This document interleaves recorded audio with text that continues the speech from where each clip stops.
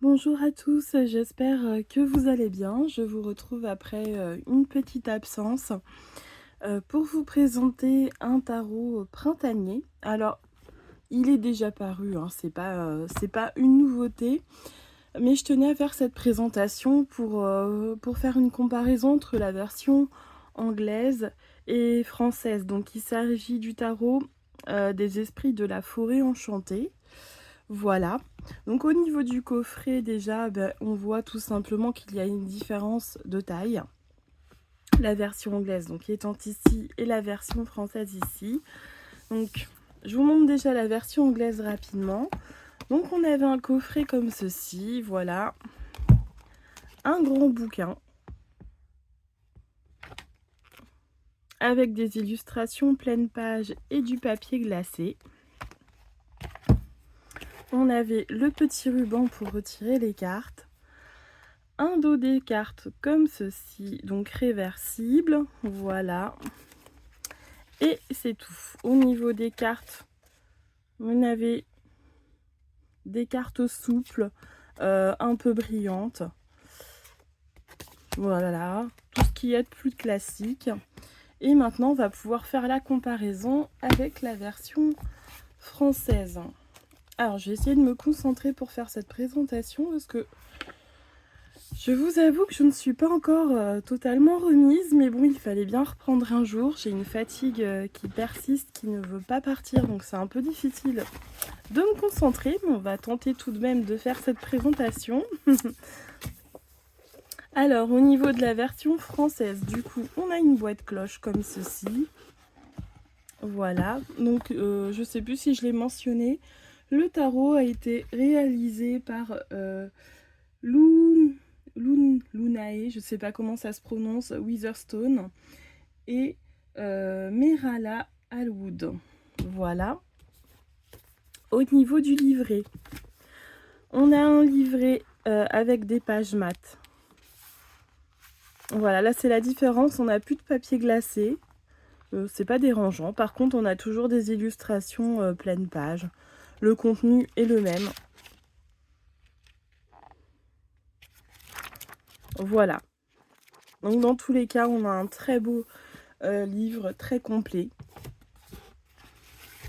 Dans la version française, on a un petit pochon. C'est toujours agréable.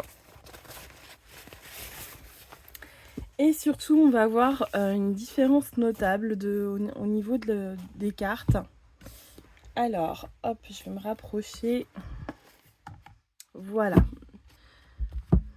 Donc, la version française, la version anglaise. Donc déjà, on notera une différence d'épaisseur. Au niveau des tranches, on a une tranche dorée pour la version française et une tranche neutre pour la version anglaise. Et une légère différence de couleur au niveau du dos. Ici, on avait des cartes un petit peu brillantes.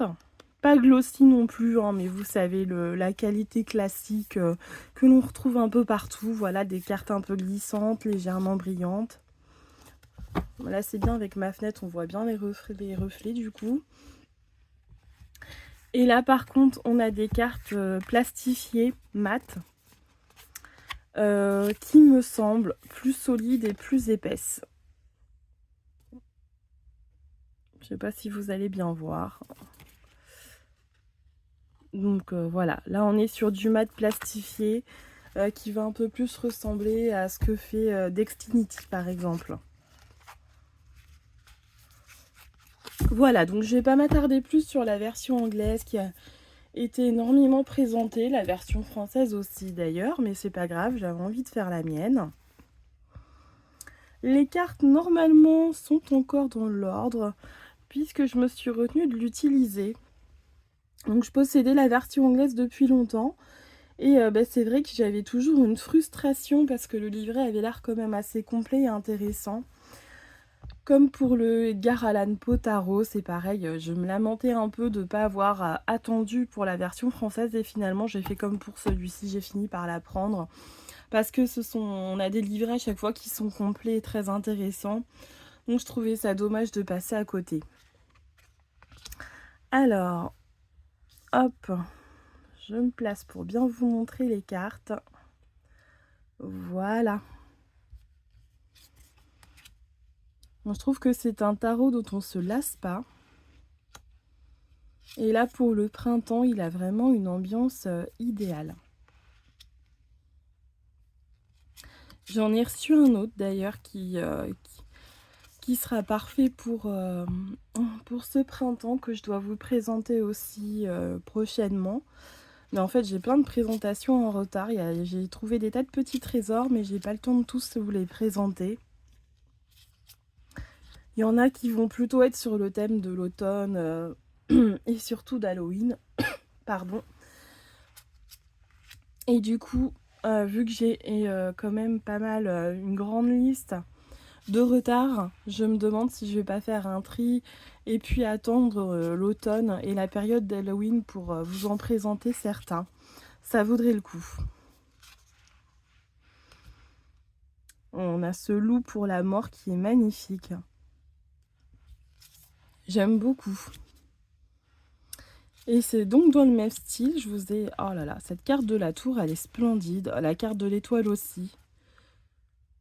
Bon, je regrette pas d'avoir 2 exemplaires de ce jeu parce que du coup, la version anglaise, mais comme je fais à chaque fois, ça me fait un exemplaire à emporter loin de chez moi, à prendre dans le sac sans avoir peur de l'abîmer, même si je fais attention quand même. Mais cependant, si vous hésitez comme moi, que vous vous demandez si c'est bien raisonnable, je trouve quand même que la version mat est plus qualitative. La version française, vraiment, je trouve qu'elle met plus en valeur les illustrations.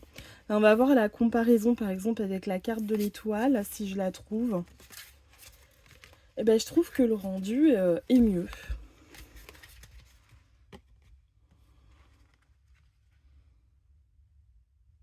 Alors, sur les versions brillantes, les couleurs ressortent toujours un tout petit peu plus éclatantes.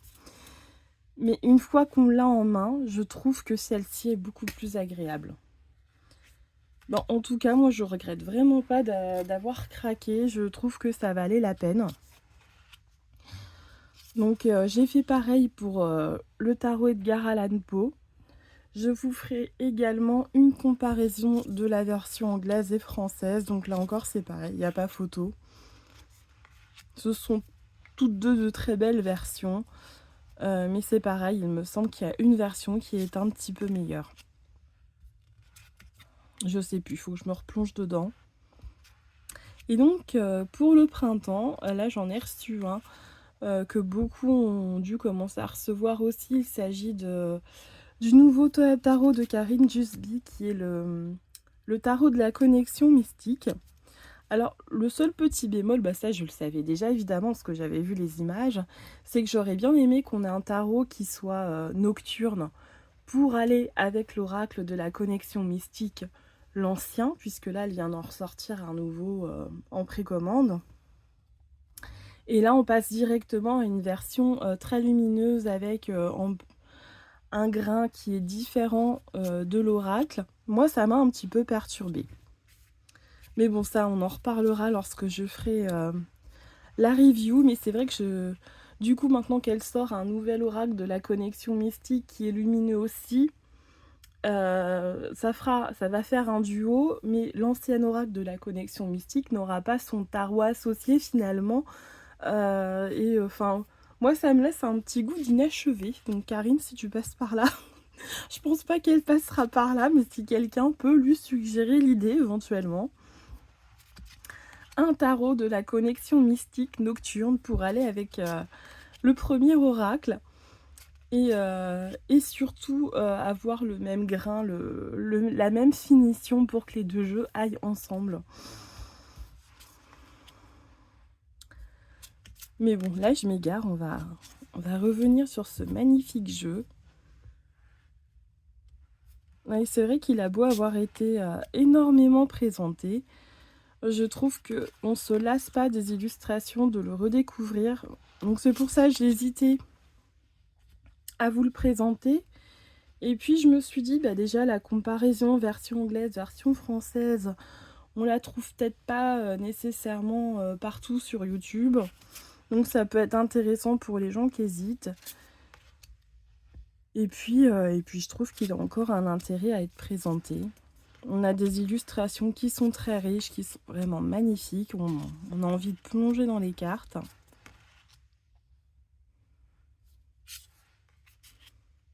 Donc évidemment, c'est un tarot pour lequel les noms de certaines cartes ont changé.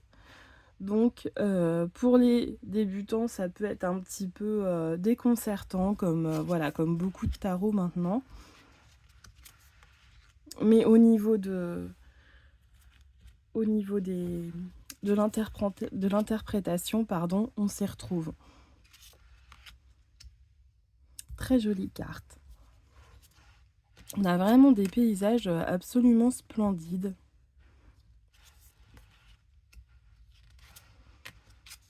Et c'est vrai que pour moi, le printemps, c'est tout ce qui est féerique, c'est les contes de fées, c'est la nature. Donc je trouve qu'on s'y retrouve bien dans ce tarot.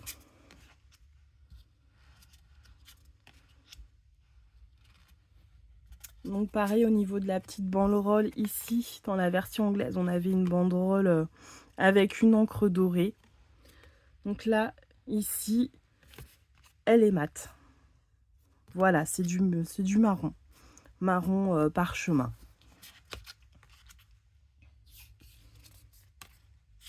Et c'est vrai que vous voyez, les cartes chantent sur celui-ci, alors que l'autre, on n'a pas cet effet. Enfin, moi, je préfère cette finition mate un peu plastifiée, mais qui fait très naturel finalement au toucher. Je le trouve plus agréable.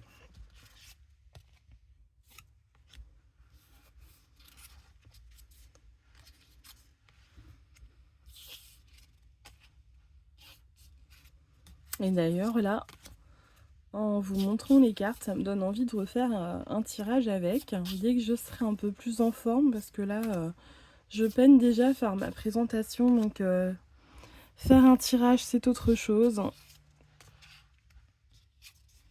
Il faut un minimum de forme quand même. Mais voilà, je suis très contente de vous le présenter. Je le trouve toujours aussi magnifique.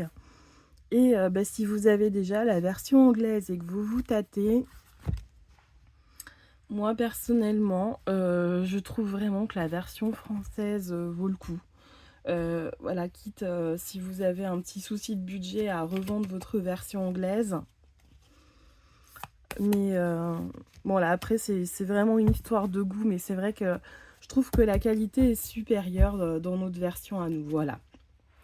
Et bien je vous dis à la prochaine fois pour une autre présentation. Et il est temps que je m'arrête ici parce que je repère déjà ma voix. Et écoutez, portez-vous bien, soyez plus en forme que moi, je vous le souhaite. Et à la prochaine fois.